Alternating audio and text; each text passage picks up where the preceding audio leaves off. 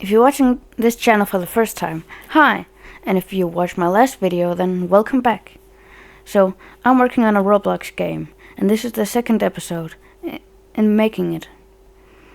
So, I decided it's gonna be a simulator, just because that's easy and they're kinda popular. Yeah, I'm kinda lazy, but it's fine. So, let's just get straight into it. So I didn't really know where to start, so I was like, why don't I make an NPC? But I didn't really want to just steal one, so I tried to hop into Blender again. And I expected nothing good, and it didn't really become that, but I actually made something this time. So yeah, enjoy this time lapse of me making a really ugly NPC.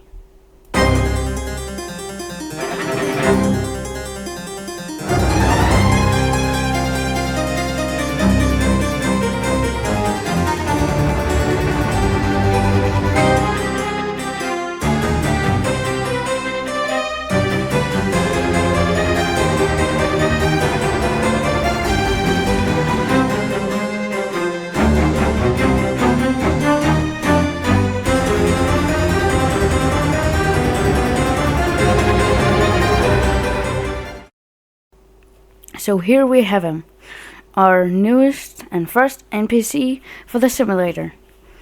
He doesn't really have a name yet, but he'll get one later, don't worry. So I decided this is gonna be the NPC that lives in the cave. So I made him green because he's a goblin. I don't know, it doesn't look like one, but just trust me.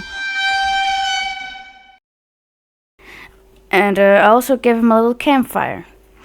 But he seemed a little bland, and I didn't really know how there was some face templates on the toolbox, but I didn't really know how those worked. So I was just like, my first time in Blender was a success, why not try again? And well, it was okay. It's nothing special, it's just a smiley face.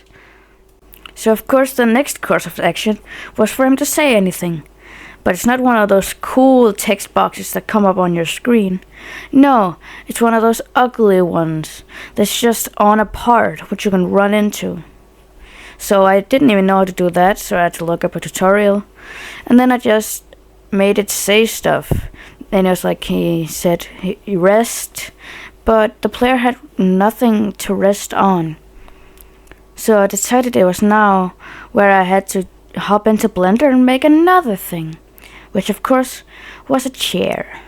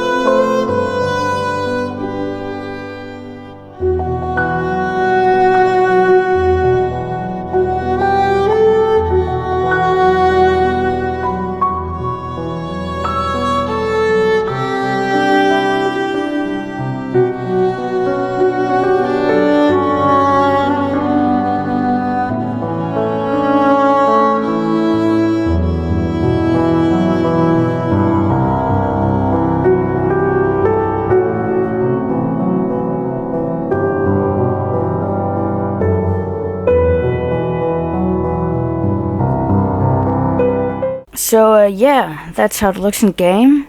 In the cave, it looks kind of cool. You can see his text box. I also noticed that his face was a little offset, but I don't think I actually did anything with it. I just let him be like that, let him be imperfect. It was also at this point I figured out what I should call him. I asked one of my friends, and he said Boblin. So now he's called Boblin the Goblin, which he says is one of the first things once he talks. I also figured out that the bottom part of the background on the biggest blocks were walkable, or you could walk through them.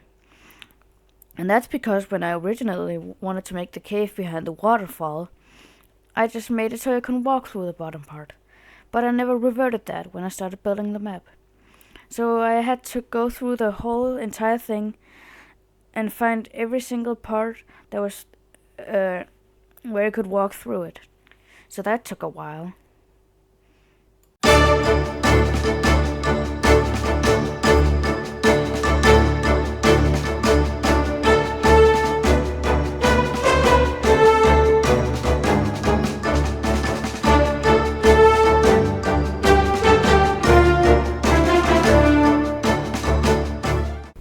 It was at this point where there was a time period where I worked a lot on it at school. There was like a day where I worked on it at school, but there was a lot I didn't record.